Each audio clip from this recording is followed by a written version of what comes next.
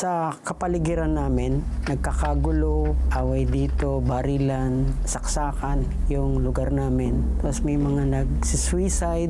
Ngayon po yung nakikita ko sa lugar namin habang ako ay lumalaki. 10 years old, nag-start ako na gumawa ng ganitong mga pag-iinom, pagsusugal, paninigarilyo. Sumasama rin ako doon sa kaibigan kong sanay na mandukot. Pagnanakaw din sa loob ng bahay, yung kung ano yung makita sa loob ng bahay, yung maaari pong ibenta.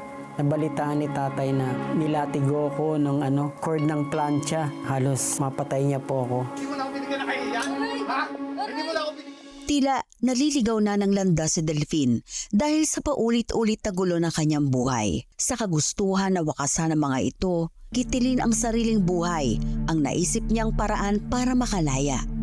Malungkot lang yung buhay, kahit nandiyan yung mga kaibigan ko, para bang meron akong hinahanap na hindi ko matagpuan, makita. Kaya sabi ko rin sa sarili, sana kung ganito lang yung buhay na nakikita ko, naranasan ko, sana gusto ko na rin pong mamatay. Naunsyami ang pagtatangkang yun ni Delphine nang maranasan ng isang di maipaliwanag na pangyayari sa sandaling siya ay nag-iisa. Di ko makalimutan isang liwanag. Alam ko naman po yung ilaw, pero itong liwanag na ito, hindi ko maintindihan kung anong klaseng liwanag yung nagpakita sa akin.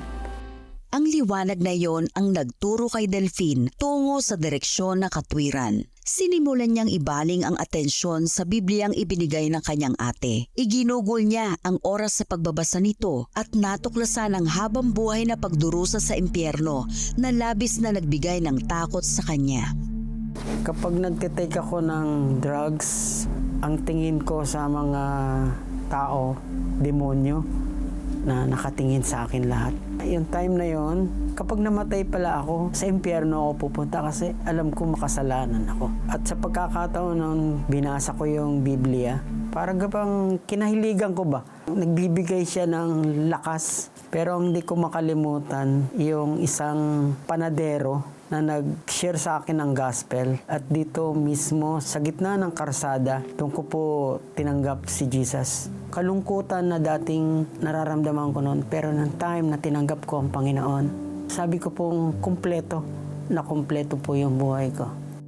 Ito ang simula ng pagkilala ni Delphine sa Panginoon.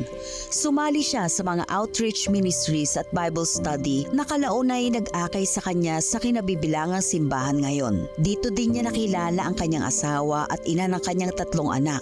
Pagpapatawad na ginawa sa akin ng Panginoon, nagawa ko rin pong patawarin ng aking mga magulang, lalong-lalo na po yung aking tatay. Sa madilim pong buhay na naranasan ko, hindi po natin maikukumpara sa ngayon sa natanggap kong kaligayahan sa Panginoong Hesus. Buhay na masaya, buhay na pinagpala. Taong 2021 ang sinimulan ni Delphine na magbahagi ng salita ng Diyos sa mga homeless at ang ilan sa kanila ay nagawa niyang maakay sa kanilang simbahan. Si Delphine at ang kanyang pamilya ay patuloy na nagpapagamit sa gawain ng Panginoon. Wow. Grabe. Delphine's story is the grace and mercy of the Lord following us Right. all the days of our lives. Imagine it's supernatural. He saw the light. Yeah. And he said he has never seen that light in his life. Ganun ang pagmamahal ng Panginoon, grabe, no? He will do whatever He wants to do just to get to us, so He can save us. Amen. You know, Delphine's life reminds us that no matter how deep the darkness, the light of Christ can break through. Yes. Poverty, broken family ties, addiction, these are chains that can feel unbreakable, unshockable. But when Delphine encountered the Word of God and the love of Jesus, those chains just fell to the ground. His life became a testimony that God is not limited by our past. not limited by anything. Ito ay patunay na kahit gaano kalalim ang sugat ng kahapon, may kagalingan at kalayaan kay Kristo. Sabi sa Juan 8:36, kung ang anak ang magpalaya sa inyo, tunay nga kayong magiging malaya. Hindi nananatili sa takot, sa bisyo, o sa kahihiyan si Delphine. Sa halip, tinanggap niya ang pag-ibig ng Diyos at ngayon ay ginagamit siya upang magbigay ng pag-asa sa iba. Amen. That is the beauty of the gospel. It doesn't just rescue us from sin, it transforms us into a vessel of hope. Delphine now serves others, reaching out to the homeless, sharing the same message that saved him. That's the power of the grace of God, the kind that redeems, restores, and repurposes. Baka ikaw din ay nahaharap sa iba't ibang krisis sa buhay. Maaring iniisip mo na wala ng pag-asa, na hindi ka na mababago. Pero tandaan mo, si Jesus ay handang pumasok sa iyong buhay at siya lamang ang makapagbibigay ng tunay na liwanag at kaligtasan. If you've never received Christ as your Lord and Savior, this is your moment. Don't let fear or shame hold you back, not even the past. Jesus is reaching out to you right here, right now, offering forgiveness, offering peace, and eternal life. Manalangin tayo. Sabihin mo ito mula sa iyong puso with faith. Dear Lord, my life is one big turmoil. I'm enslaved by drugs, by fear, by worry. Even in my own home, I don't have peace. But Lord, I know you are the Prince of Peace. Lord, I know, Jesus, that you willingly went to the cross, and on the cross you gave your life, you shed your blood, so that my sins can be washed clean. It's as if I have never sinned. Lord, thank you for loving me to that extent. And because of that love, I surrender my life to you. I ask your forgiveness. And so I invite you, Jesus, into my life to be my Lord, to be the one in charge of my life, to be the one who will direct my life and my Savior. For you have set me free one time for all time. Thank you for loving me. Thank you for saving me. This is my prayer in the mighty name of Jesus. Amen and amen. Sumabay ka ba sa prayer at tinanggap si Jesus bilang Diyos at tagapagligtas? Balitaan mo naman kami. Please send us the message, yes, tinanggap ko si Jesus, through text or via the 700 Club Asia Facebook Messenger or comment section ng YouTube channel. O tumawag sa Prayer Center para mapagdasal ka namin. Grow in your faith, join our online Bible study group today. Just type BSG in the comment section of the 700 Club Asia YouTube channel or Facebook Messenger to receive details.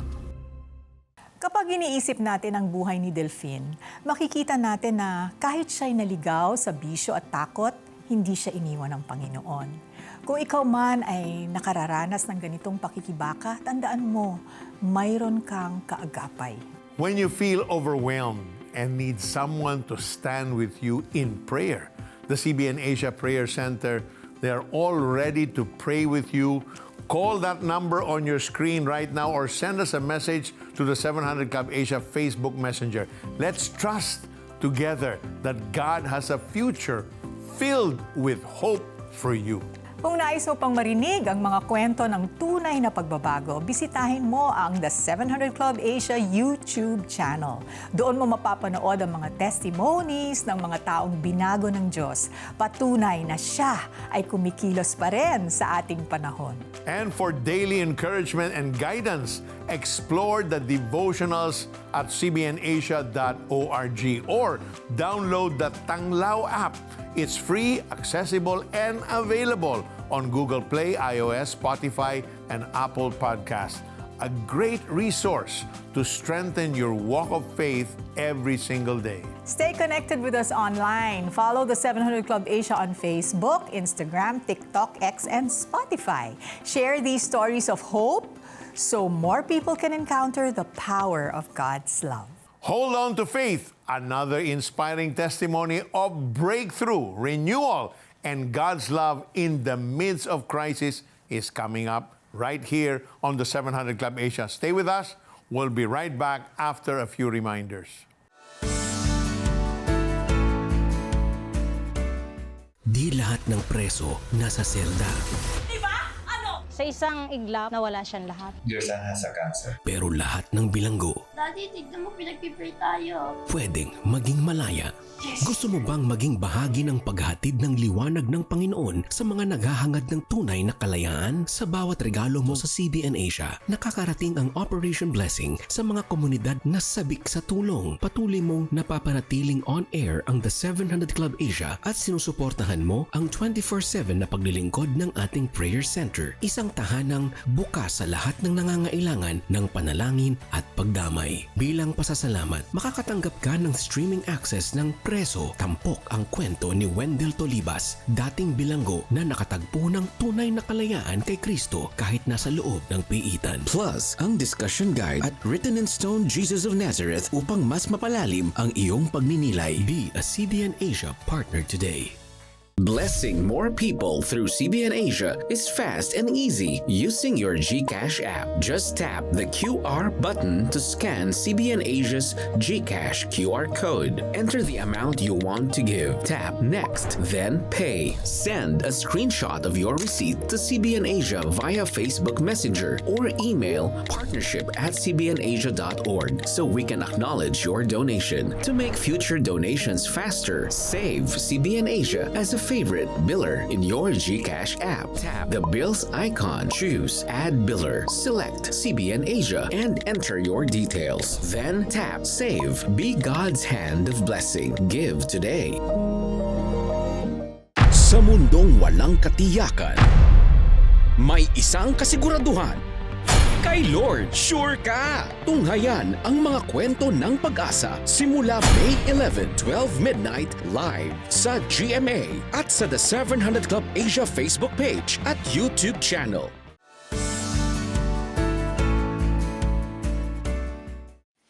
Si Joey ay nakaranas ng lagnat, pag-ubo at kawalan ng panlasa. Dagdag pa rito ang labis na hirap sa paghinga. Nagpakonsulta siya sa doktor at binigyan ng kaukulang gamot, ngunit hindi pa rin bumuti ang kanyang pakiramdam. Dumating sa punto na umiyak na nga ako kay Lord eh. Sabi ko nga kay Lord, Lord, kung kukunin mo na ako, kayo na po bahala sa magina ko. Hindi ko na alam yung time na yun, sa sobrang hirap na talaga yung paghinga ko eh. Pero kay Lord, humingi na lang ako ng tulong sa kanya na kung bibigyan niya pa ako ng panibagong buhay, o kukunin niya na ako. Sumailalim si Joey sa COVID swab test at dito nakumpirma na siya ay positibo sa COVID. Natakot, nagalala ako para sa pamilya ko. Paano ako makapag-provide para sa kanila. Noong 2019, nag-resign si Joey sa kanyang trabaho bilang isang sales agent upang matulungan ang kanyang asawa sa pagla-live selling. Sa gabi-gabing pagtitinda, parating nauubos ang kanilang stock. Malaki ang kanilang kinikita mula rito. Ngunit sa pagpasok ng taong 2020, kasabay ng pandemya, humina ang kanilang tinda hanggang sa malugi ito. Mahirap para sa amin. Ito yung main source of income namin mag-asawa. Binuhis namin lahat dito pero nalugi. Sinubukan namin magtinda kahit anong produkto during lockdown. Pero hindi pa rin enough dahil meron kaming batang pinapakain. Nagsara na yung mga negosyo, walang mga trabaho. Pero yung obligasyon at pangailangan ay tuloy-tuloy pa rin. Noon, meron kaming prayer time ng asawa ko. Meron kaming Bible reading together. Mainit kami kay Lord. Pero nung lumalaki na yung kinikita namin, nasilaw kami sa pera. Nakalimot kami kay Lord na siya nagbigay dun sa negosyo namin. Panandalian mang nakalimot sa Panginoon, tandang-tanda pa rin niya ang araw na kanyang maunawaan ang kabutihan at pagmamahal ni Jesus. Taong 2015, sa pagdalo ng retreat ng kanilang simbahan. Ito ang mga pangyayaring bumalik sa alaala ni Joey nang siya'y dalhin sa quarantine facility. Sa mga panahon na yun, hindi na ako nakapokus sa kanya. Kundi doon sa sarili kong plano kung paano ako aasenso sa buhay ko. Siya pala ang provider, hindi ako. Ang pangambang ito ni Joey ay ibinaling na lamang niya sa pagbubulay-bulay ng salita ng Diyos. In Matthew chapter 11 verse 28, then Jesus said, "Come to me, all of you who are weary and carry heavy burden, and I will give you rest." Dito sinabi ni Jesus, sa kanya matatagpuan ang tunay na kapahingahan. Sa tunay ngang binigyan ako ng peace habang marami akong alalahanin, tunay nga siya ang takbuhan ng mga gaya ko. Isinuko ni Joey ang kanyang mga alalahanin sa Panginoon. Hindi siya binigo ng Diyos. Marami ang nagpaabot ng pagkain at tulong sa naiwan niyang mag-ina. Masaya.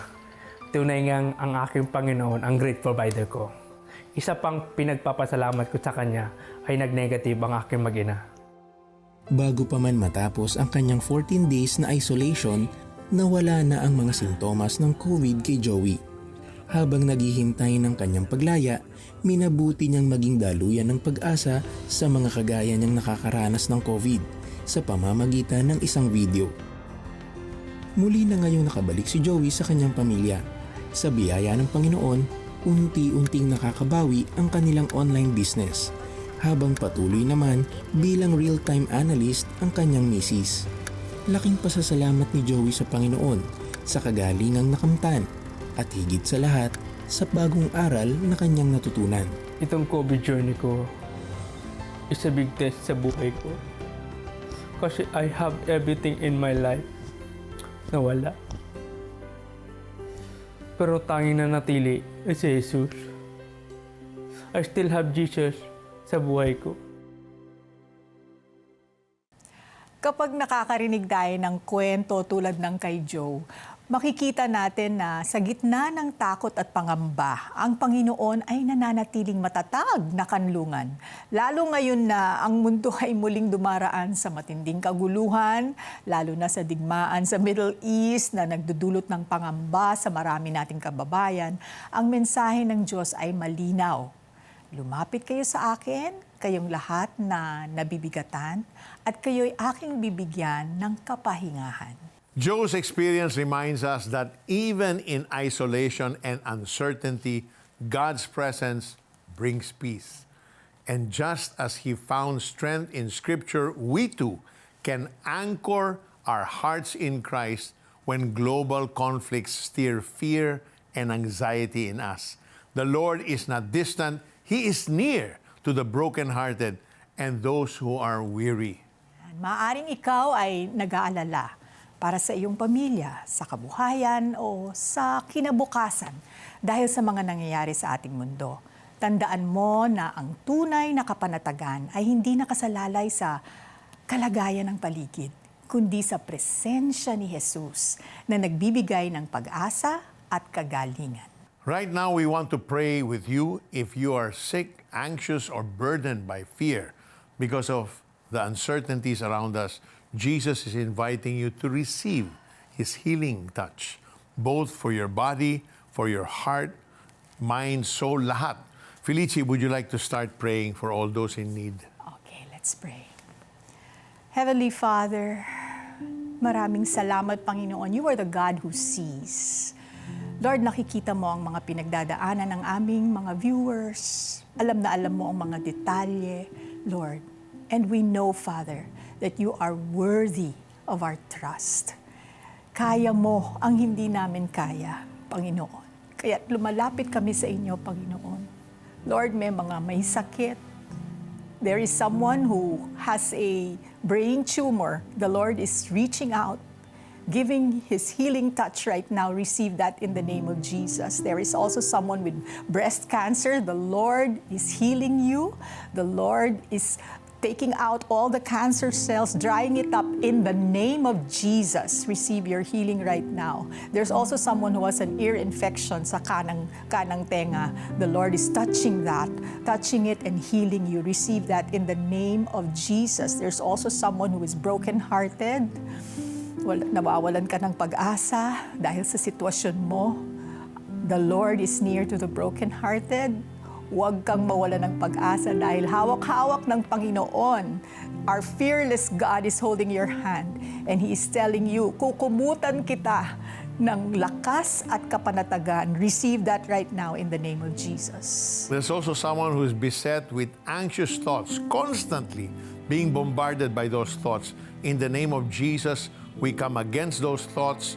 We declare that your mind will be stayed on Christ, and He will secure you and give you hope every single day. Receive that by faith and walk in victory, and your breakthrough is right at the corner. Receive that, kapatid, by faith in Jesus' name. Amen and amen.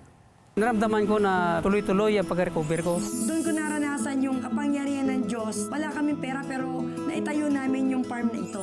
Nag-restore sa akin, finances, trabaho, lahat po yan galing sa Panginoon. Tulad ba nila ay sinagot din ng Panginoong Jesus ang iyong panalangin? We want to hear it from you. Please text answered prayer and share your story with us. Send it to 0917-126-1442.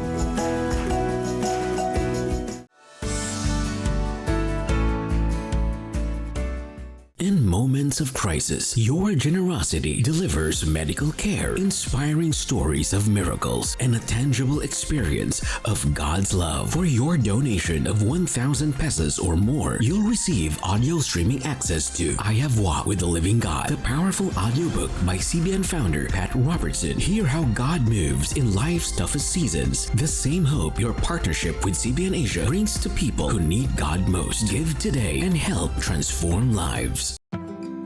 Ang salita ng Diyos ay isang tanglaw. Liwanag sa dilim, gabay sa naliligaw.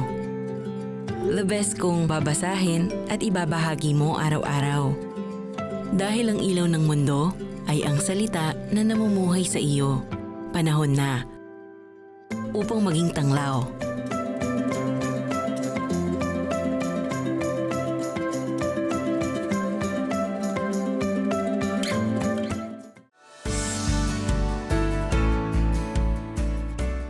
Si Solomaya ay mula sa isang pamilyang Hudyo na naninirahan sa Israel. Noong siya ay napakabata pa lamang, siya ay na-diagnose na may malubhang uri ng cerebral palsy. Nang siya ay ma-diagnose, nawalan kami ng pag-asa. Tinanong ko ang Diyos, bakit kami ang nakatanggap ng ganitong diagnosis? Nagtulungan ang pamilya ni Solomaya upang masuportahan ang kanyang mga therapy. Ngunit ang pagpapatuloy ng mga kritikal na gamutan ay tila naging imposible. Limitado ang pera namin. Pero kahit kapos sa pera, hindi pa rin ito nangangahulugang wala ng pag-asa. Sa pamamagitan ng isang lokal na samahang Kristiyano, nalaman ni Kadia ang tungkol sa CBN Israel. Agad na naikonek ang pamilya sa isang therapy center at sinagot ang lahat ng gastusin. Araw-araw, nakatuon kami sa improvement niya. Malaki ang nakikita naming pagbabago dahil sa tulong ng mga therapy. Ngayon ay nakapaglalaro na siya kasama ang mga bata. Salamat sa Diyos sa ibinigay niyang pasensya at lakas sa gitna ng lahat ng ito. Dahil sa inyong aming mga donors, nakaagapay kami upang palakasin ang laban ng pamilyang ito para kay Solomaya. Muling nagbalik ang pag-asa sa kanilang tahanan. Sinagot ng CBN ang gastos sa mga therapy. Lubos akong nagpapasalamat sa inyo sa patuloy ninyong pagsama sa amin. Nagdala kayo ng napaka-positibong damdamin sa akin. You know, Felici, we just praise God that help is available thanks to all our donors here, our donors abroad. Now we can go anywhere where the help is needed and really bring that tangible help. Katulad nila, no? Ibang klaseng hope. Yes, yes. And may the Lord bless and enrich our donors. Amen. Kapag iniisip natin ang buhay ni Solomaya, isang batang refugee na may matinding cerebral palsy, makikita natin na ang Diyos ay kumikilos kahit sa gitna ng kawalan ng pag-asa.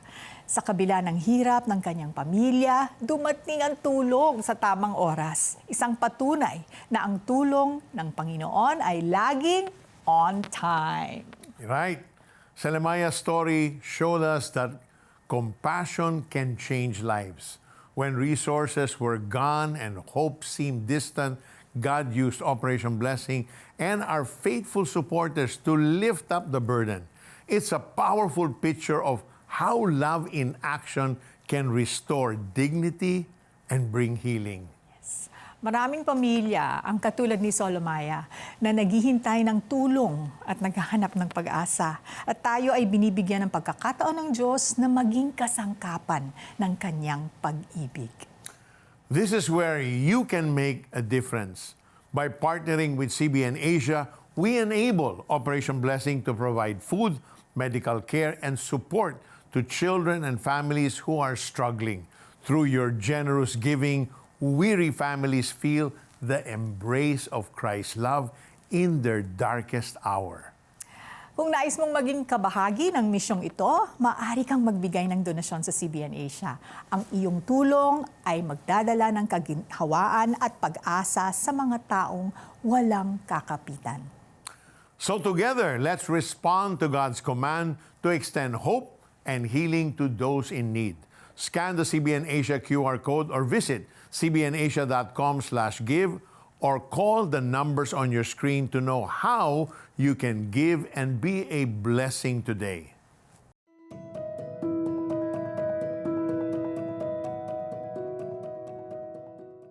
In our Push Pilipinas segment, we lift up a prayer request to God from the 700 Club Asia Facebook page and rejoice in His powerful answers. Yan, let's see. Lord, this is from Sela. There are moments when my heart feels distant and love feels weak. Please soften my heart again. Restore the kindness, patience, and compassion that may have faded. Teach me to love the way you love with grace, humility, and forgiveness. Amen. Oh, let's pray. Let's pray for Sela. Heavenly Father, Panginoon, minsan napapagod kami. Panginoon, we come to you because you are the one who gives us strength. You give power to the weak. You give strength to the weary. Please touch Sela's heart. Give her the grace to keep coming back to you and receiving the strength, Lord, to keep going on. In Jesus' name, amen. Amen. As we look back on the stories we've shared tonight, one thing shines through. God's love meets us right where we are.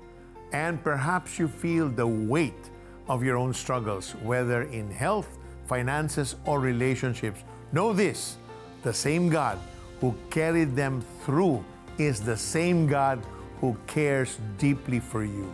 Kaibigan, hindi ka nag-iisa. Ang Panginoon ay nakikinig sa bawat panalangin at Siya ay handang magbigay ng kagalingan at kapayapaan sa iyong puso. Your pain, your fears, your burdens, they matter to Him. And when you place them in His hands, He can turn sorrow into joy and weakness into strength. Kaya sa kabila ng mga hamon ng buhay, panghawakan natin ang Habakkuk 3:17-18. Though the fig tree does not bud, and there are no grapes on the vines, though the olive crop fails and the fields produce no food, yet I will rejoice in the Lord. I will be joyful in God my Savior. Amen. May this word remind you that even when circumstances seem bleak, joy and strength are found in the Lord. Thank you for joining us tonight. May the peace, healing, and hope of Christ fill your heart. God bless you. Isang lalaking naligaw ng landas at nauwi sa karahasan. May pag-asa pa bang magbago? Isang lalaking nabihag ng kadiliman mula pa noong bata. May pag-asa pa ba siyang makalaya? Sa gitna ng dilim, may liwanag. 700 Club Asia